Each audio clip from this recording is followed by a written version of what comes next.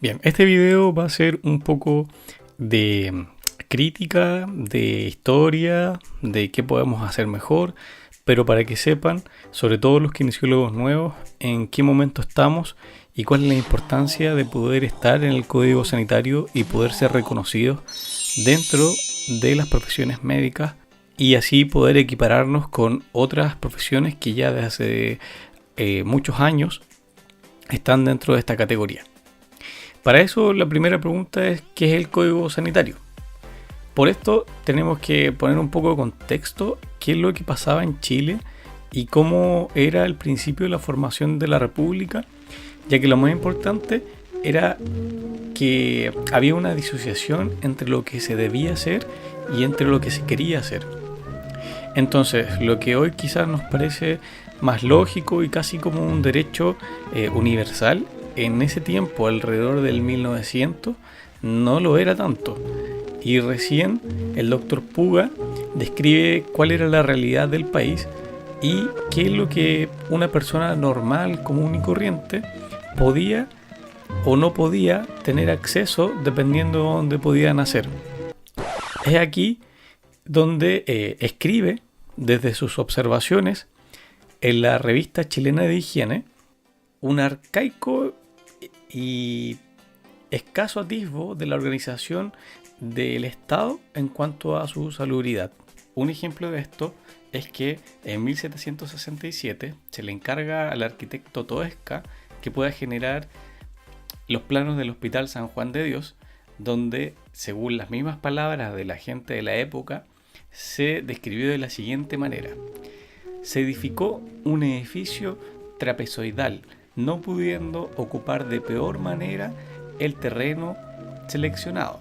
La construcción no puede ser más mala de lo que es, respecto a la dificultad que tienen para renovar y purificar el aire corrompido con las exhalaciones de los enfermos, tanto por la falta considerable en la altura de los techos como por la malísima distribución de las ventanas para la comunicación de los aires, que lejos de servir a precaver el contagio por ventilación, llega a ser dichas salas guaridas de enfermedades contagiosas y cada persona que en ellas entra por el poco aseo se expone a que se le pegue y pegar otras el contagio. 1797. Eso era lo que se planeaba en Chile.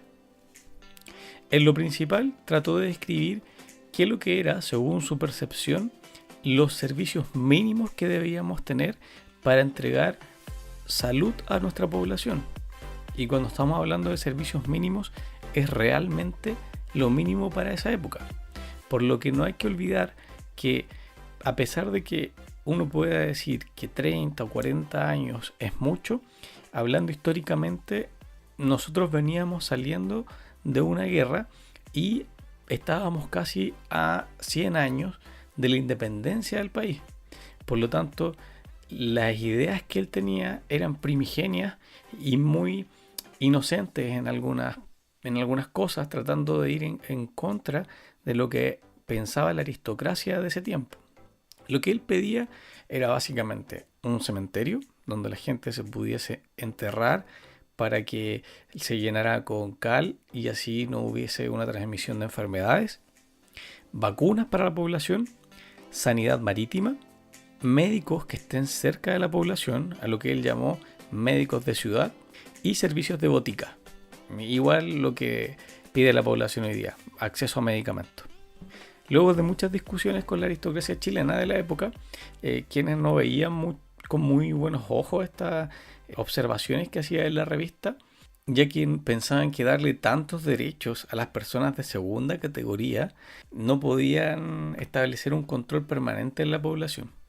Por lo tanto, ya recién en 1918 se logró establecer el primer código sanitario como tal en Chile. Y ojo, acabo de hacer un mega resumen de los hechos ocurridos entre 1900 y 1918, para que los kinesiólogos historiadores no me salgan con que he pasado miles de cosas por alto. No, esto es a propósito, ya que no es un video histórico, sino que para que sepan en qué condiciones estaba el país en ese tiempo. Después de muchos años de discusiones donde la salud pública estaba en manos de instituciones precarias de salud de beneficencia, nace el primer Código Sanitario de Chile, deja en manos de un médico, el cual tenía que tener dedicación exclusiva al cargo, pero aparte se le exigía que tenía que tener 10 años de ejercicio para la vida profesional. Lo que se intentaba hacer era poder legislar y poder agrupar ciertos criterios que eran necesarios para establecer una mejor sanidad en el país. Entonces, en este código, aparte de que se implementó qué alimentos podían ingresar al país, dónde se podía instalar una botica, qué pasa con el agua potable, dónde se tienen que enterrar a los muertos, cuánto iba a ganar cada profesional que trabajase en la Dirección General de Sanidad, qué pasa con las vacunas, enfermedades infecciosas, cómo se iban a atacar, a qué población estaban atacando, etc. Se crea este código sanitario y se establece que las profesiones iban a ser reguladas por la Universidad de Chile, pero principalmente iban a tener un título profesional. Estas profesiones eran médico, matrona, dentista y farmacéutico, las cuales tenían que ejercer con un título profesional. Si no, no eran reconocidas por el Código Sanitario y no podían trabajar en la Dirección General de Sanidad. Cosas que parecen muy lógicas para hoy en día, pero en ese tiempo eran grandes avances donde se tenía una gran cantidad de sanadores, hueseros, casi brujos, tratando a la población y claramente las muertes no eran pocas. En resumidas cuentas, el Código Sanitario deja de ser este libro rígido, imaginario, que trataba de regular en el país el desorden que podía haber en cierto momento debido a la reorganización o a la nueva organización de la República, en las cuales habían cosas tan básicas como el acceso que había que solucionar al corto plazo y establecer quiénes son los profesionales que tenían el derecho de intervenir, pasando a profesionalizar ciertas actividades médicas y no médicas en el quehacer de la salud de la población.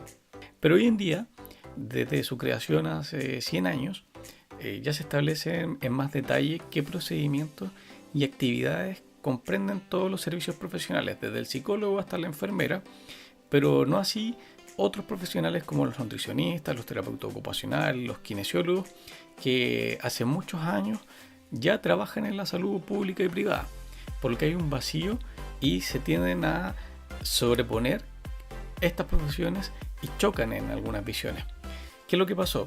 En 1997, las enfermeras, a través de su colegio y el lobby gigante que tienen, con todos sus cojones, se hicieron cargo a través de una ley en el Parlamento de la gestión del cuidado del paciente. ¿Qué significa esto en español? Que esa profesión, y no otra, son las que son encargadas de el fomento, la protección, recuperación y rehabilitación de los pacientes. ¿No les suena a lo que hacemos nosotros? Sin embargo, ellas por ley son las que están definidas para poder realizarlas. Entonces, ¿qué es lo que está pidiendo el nuevo Código Sanitario? Más que cambie toda la ley, sino que cambien solamente dos artículos. Primero, el artículo 112, donde hace referencia a los profesionales incluidos en el Código Sanitario, cuáles son sus características, a qué se dedican, dónde están, etc. Donde en la actualidad están los médicos, las matronas, odontólogos y enfermeras. ¿Qué es lo que se pide? Que se intercale entre la palabra odontología y química farmacia, que no lo había dicho anteriormente, la palabra kinesiología. ¿Cuál es la importancia de esto? Que solo podrán desempeñar actividades propias de la medicina, odontología y químico-farmacia u otras relacionadas con la conservación y restablecimiento de la salud quienes posean el título otorgado por la Universidad de Chile u otras universidades reconocidas por el Estado y estén habilitados legalmente para el ejercicio de sus profesiones. Eso quiere decir que el artículo ordinario que tenemos que nos regula hoy en día y que dice que no cualquier persona puede hacer, por ejemplo, una masoterapia, puede tener un sustento legal dentro del Código Sanitario, cosa que hoy no existe. Cualquier persona puede decir que es kinesiólogo y aquí no pasa nada, ¿ya? Mientras que no cualquier persona dice que es médico, ¿sí? ¿Qué más? En el proyecto de modificación, aparte se le pide que detalle cuáles son las funciones específicas y el ejercicio legal de la profesión de otros profesionales, donde propone que se debe especificar cuáles son las funciones de la kinesiología. Acá voy a dejar una PPT del Colegio de Kinesiólogos que se presentó en el Congreso, donde se establece qué es lo que hacemos: prevención, valoración, rehabilitación y promoción, o sea, gestión del cuidado del paciente. Hay varios videos que ustedes los pueden buscar, que no los puedo poner acá directamente como imagen, donde las enfermeras o enfermeros hablan sobre la modificación de este artículo y obviamente no están de acuerdo porque ellas son las que están a cargo de estas actividades y significaría que hay otras profesiones que se van a sobreponer, en este caso kinesiología, a los cuidados que ellas hacen. Ya no podrían hacer rehabilitación, por ejemplo, cosa que parece muy lógica para nosotros como kinesiólogos, pero para otros gremios no es tanto. Ahora, ¿es culpa nuevamente de las enfermeras que ellas hicieron esta gestión, este lobby con el Congreso? Yo creo que no. La pregunta es, ¿qué estaban haciendo los kinesiólogos en 1997? Podríamos verlo si es que hubiese algún registro, pero el último artículo que tenemos del Colegio de Kinesiología y de los hitos y de la historia llega hasta 1987, si no me equivoco, donde se acaba la historia de la kinesiología. De ahí para adelante no se ha escrito nada más, mientras que el Colegio de Enfermeras o autores independientes, su último artículo fue en el 2017, donde ellos cuentan cómo fue este proceso legislador de 1997, qué es lo que conversaron, etc. Desde el Colegio de Kinesiólogos o desde nosotros mismos como kinesiólogos no hemos hecho nada para poder registrar lo que se ha hecho en la actualidad. Todo está hasta 1987 aproximadamente y de ahí para adelante no pasó nada. Hubo un vacío de los kinesiólogos. Es probable que se hayan hecho cosas, pero ¿dónde está registrado? Nuevamente, ¿es culpa de las enfermeras? ¿Es culpa de las matronas? ¿Es culpa de los médicos? ¿Que nosotros no hayamos registrado absolutamente nada? Probablemente no. Entonces, volviendo a lo que estaba hablando, es que acá en el artículo 113 habla sobre los métodos transversales y propios del quehacer de la kinesiología, donde nos dice que podemos hacer diagnóstico, pronóstico, tratamiento y podemos hacer esto en cuanto a la limitación y movimiento de la función. Habla también de que funciones en específicas hacen los kinesiólogos, por ejemplo, entrenamiento neuromuscular, cuidado cardiorrespiratorio, terapias manuales, ayudas técnicas, se pueden prescribir servicios de educación o consultoría a comunidades, alteración de movimiento y análisis ergonómico del puesto de trabajo, en general todo lo que hacemos, pero que no está escrito en ninguna parte. Entonces, el artículo 113, donde debe agregarse en el Código Sanitario que el kinesiólogo tiene su función específica y determinada en todo el ciclo vital, en cualquier condición de salud, velando por la mejor administración de los recursos de la asistencia para la persona y su entorno. En pocas palabras, ¿por qué debemos estar dentro del Código Sanitario? 1. Trata de evitar y regular el ejercicio ilegal de la profesión. 2. Hay un reconocimiento a los años y a los kinesiólogos que formaron la profesión como actor permanente dentro de los equipos de salud. O sea, ya no da lo mismo que no exista un kinesiólogo. Establece la base para poder generar políticas públicas a futuro que puedan beneficiar a la kinesiología y que no sean en marco solo de buenas intenciones o de los gobiernos de turno. Por ejemplo, el programa MÁS, que parte desde una iniciativa de un gobierno determinado y que cada vez que pasa el gobierno determinado se tiene la duda si este programa va a continuar o no. ¿Cuáles son los avances en el Congreso? Yo les voy a dejar en el blog, en Kinet, un detalle de todo lo que les dije, para que vean cuáles son los proyectos de ley, cómo se fundieron en uno solo y se pueda difundir para qué sirve literalmente el Código Sanitario en kinesiología. Por eso otras profesiones no quieren incluirlo y es el momento que nosotros nos hagamos cargo de nuestra profesión, dejemos un registro de qué hemos hecho y hasta dónde hemos llegado, y no solamente sea un conjunto de buenas intenciones de gente que está motivada en el momento y luego queda en la historia sin poder registrar para futuras generaciones lo que ha trabajado y lo que ha ganado en el tiempo.